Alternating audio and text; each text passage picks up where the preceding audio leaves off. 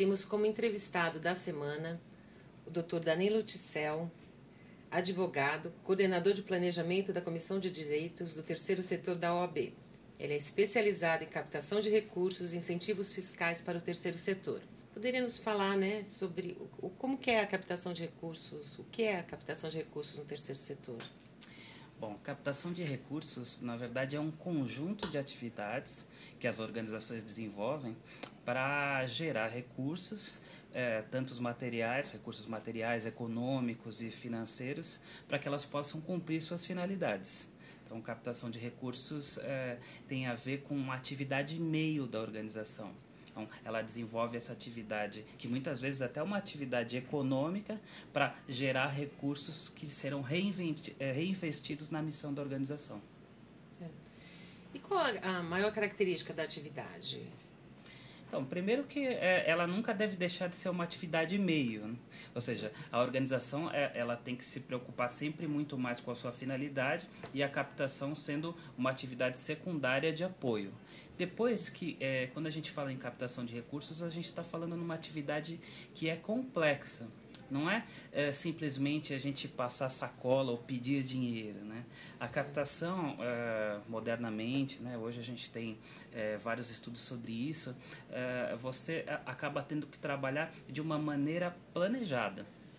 Ou seja, a captação envolve atividades de marketing, claro, de comunicação, de relações públicas, questões jurídicas. Nós temos também código de ética, código de conduta relacionado à captação. Então, quem trabalha com isso tem que pensar na atividade como um todo, de forma a apoiar a organização. É importante a pessoa que está pretendendo captar recursos, ela não ter essa postura, então, de estou lá pedindo, né? E sim uma postura de vamos participar, fazer uma parceria, mostrar a importância de capital desta empresa estar participando, investindo socialmente na empresa. Isso, quando nós estamos captando recursos, nós estamos convidando a fonte de recursos a participar de uma causa. Nós estamos mostrando uma necessidade social e convidando essa fonte a participar, né? Então, a ideia é sempre imaginar uma maneira de incluir essas fontes no nosso trabalho, né, de forma a colaborar com a nossa causa e não colocar a coisa de uma maneira polarizada, né, como eu peço e você doa. Como que eu começo? De onde vem o meu interesse? Como começar a ser um captador de recursos? Tem duas coisas, né? Uma é começar a ser um profissional, um captador de recursos. Outra é começar uma atividade de captação de recursos numa organização. Quando nós vamos começar uma atividade de captação em qualquer organização, o ideal é que a gente faça isso de maneira planejada, né? Ou seja, a primeira coisa é nós caracterizarmos de forma bem clara a nossa necessidade social, a nossa causa, a nossa missão, né, como organização, aonde a gente quer chegar, os resultados esperados, quais as fontes de recursos que nós vamos utilizar, quais as estratégias para que nós possamos chegar a essas fontes de recursos. Ou seja, depois que a gente cria todo esse planejamento, nós fazemos um plano de ação para a organização e esse plano de ação deve ser implementado. E os recursos, o que são? Os recursos são o resultado da implementação do plano. Isso para uma organização. Agora, um associado, quando ele vai começar a captar recursos para a FTB, por exemplo, a atividade dele estará inserida no plano de mobilização de recursos, né? Então, a própria FTB, ela dá todo o suporte, né, para como ele tem que chegar na fonte de recursos, seja uma pessoa jurídica. A própria FTB, com certeza, deve colaborar, capacitar esse associado na captação. Isso mesmo. Dentro da FTB nós já fizemos cursos de captação de recursos para os associados, justamente para haver uma mobilização e o entendimento maior deles. Então, muitos deles já puderam participar e já estão atuando. Quais as principais fontes de recursos? De onde provém?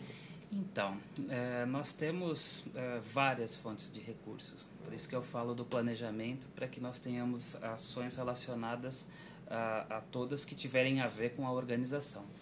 Então, nós temos desde de pessoas físicas, né, como a FTB trabalha, também temos pessoas jurídicas, empresas, por exemplo. Agora, empresas, nós temos empresas pequenas, temos empresas médias, temos empresas grandes, temos empresas com política de responsabilidade social, empresas que não têm política de responsabilidade social. Veja só a fonte empresas, nós precisamos pensar em diferentes estratégias para abordar essa fonte. Depois nós temos fundações nacionais, que são fontes de recursos, nós temos fundações internacionais, nós temos agências internacionais, nós temos o governo, nós temos projetos de geração de renda própria que a própria organização pode desenvolver, do tipo venda de produtos, prestação de serviços, temos fontes de recursos que nós acessamos por meio de editais também, então é uma outra maneira. Ou seja, são várias as fontes, né? Agora, nós sempre precisamos pensar em quais as fontes nós podemos acessar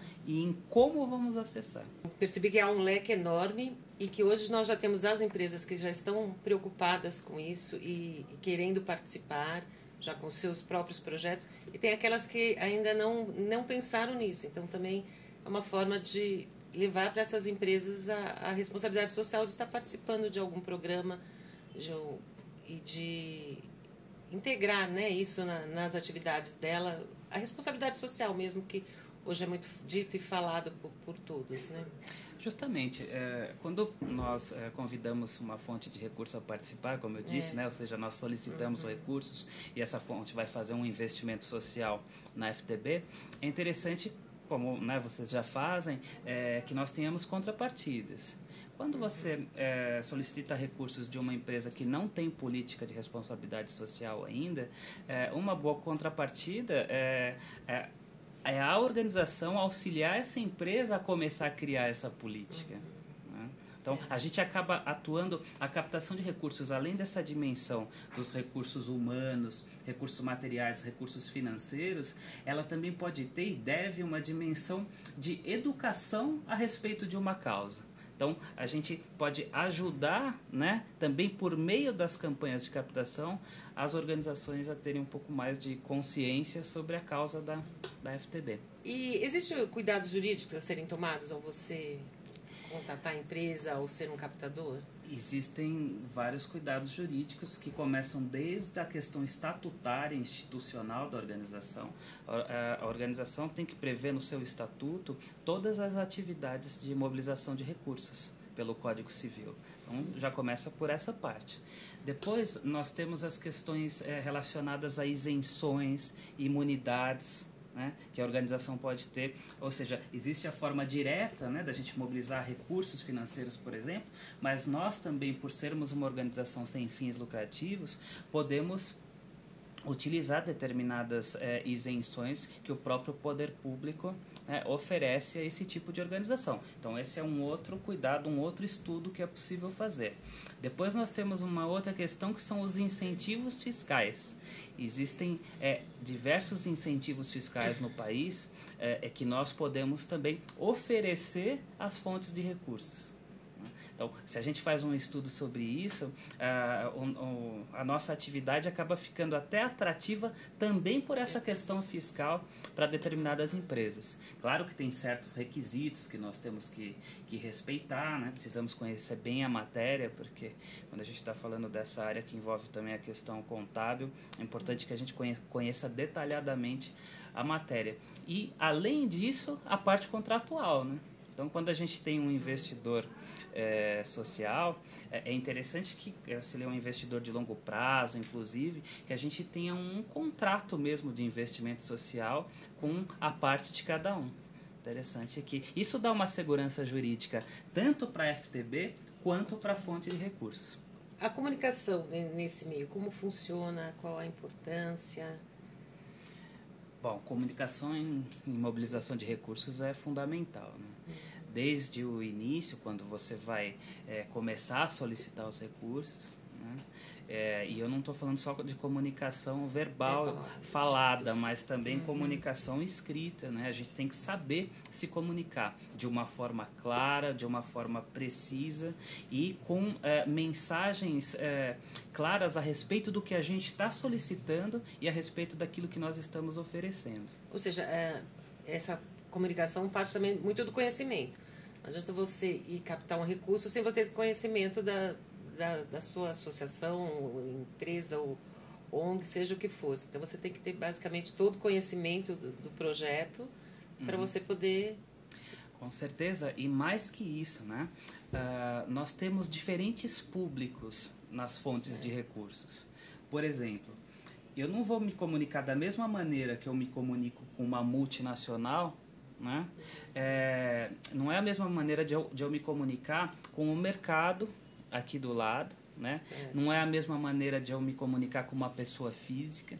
O que é diferente também da forma de comunicar com uma fundação. Por exemplo, dificilmente uma fundação te recebe para uma reunião onde você vai mostrar material promocional, né? Normalmente eles têm editais, você acaba fazendo essa solicitação de recursos via internet, com data certa. Outras empresas já te recebem, aí você tem que ter um material para te dar apoio na hora de apresentar, né, o que é a FTB, qual a causa, né, qual a sua solicitação. E esse material ele vai te dar rapidez na hora de falar, porque normalmente o empresário não tem muito tempo. Recursos governamentais também você acaba solicitando por meio de editais. Então tem que se estudar as estratégias para se acessar as fontes. E para cada estratégia você tem uma comunicação diferente. E outro ponto fundamental da comunicação é a prestação de contas, né? Quem capta recursos tem que prestar contas. Então você também vai se comunicar para solicitar, mas também tem que se comunicar para agradecer e para prestar contas. Até mostrar o comprometimento, né? Exatamente. Senão você não fideliza as fontes. Certo. Todas as pessoas que eu já conheci que trabalham com captação de recursos, eles são realmente... É lógico que a gente tem que trabalhar com o que a gente gosta, mas me parece que os captadores de recursos, quem tem conhecimento disso, eles têm assim, uma paixão, porque é uma maneira de você estar também participando do desenvolvimento da questão social, né, no país. Né? Paixão é um dos elementos fundamentais na mobilização de recursos. Né? Também. Como que é para você, com essa experiência, trabalhar com captação de recursos? Para mim, trabalhar com captação de recursos, eu até preferia falar primeiro o que não é. Né? Ser um captador de recursos, trabalhar com captação, não é ser um vendedor de projetos. Tá? Para mim, trabalhar com captação de recursos é trabalhar muito com planejamento e com a implementação desse planejamento, principalmente quando a gente está trabalhando com organizações de médio porte para as grandes, porque se a gente não desenvolve essa atividade de uma maneira planejada, as nossas ações vão ficando pontuais, né? E ações pontuais acabam tomando muito tempo e tendo pouco resultado e não dando para a gente o que a gente chama de sustentabilidade, que é equilíbrio e continuidade na mobilização de recursos e na organização. O que acaba acontecendo, se a gente não trabalha dessa maneira planejada, é que nós estamos sempre em captação correndo atrás dos recursos, quando a gente pode planejar e inverter isso, trabalhar de uma maneira proativa, implementando as estratégias. Então, para mim, o captador de recursos é uma pessoa que tem que ter consciência da necessidade do planejamento, uma pessoa que tem que se comunicar, né, de uma maneira adequada e clara, e é uma pessoa que tem que conhecer também, como a gente comentou, alguns aspectos jurídicos, incentivos fiscais. Eu acho que essas características são importantes. Acessar o site da OAB, que é www.oabsp.org.br, e entrar em comissões, que nós temos as comissões da OAB, e na comissão de terceiro setor. Na comissão de terceiro setor, nós temos um material vastíssimo sobre o terceiro setor, inclusive com manuais, né? Umas cartilhas que nós fizemos sobre aspectos gerais do terceiro setor, sobre o CIP mesmo, né? E sobre mobilização de recursos. E essas cartilhas são gratuitas, as pessoas podem baixar. Então, associados à FTB, acesse o site, vai estar aqui postado para vocês consultarem, que é do nosso interesse, é o nosso trabalho. Somos um MOCIP, estamos aqui no terceiro setor, captando recursos, então acho que todos devemos entender melhor sobre o assunto. É isso aí. Muito obrigada. Obrigado.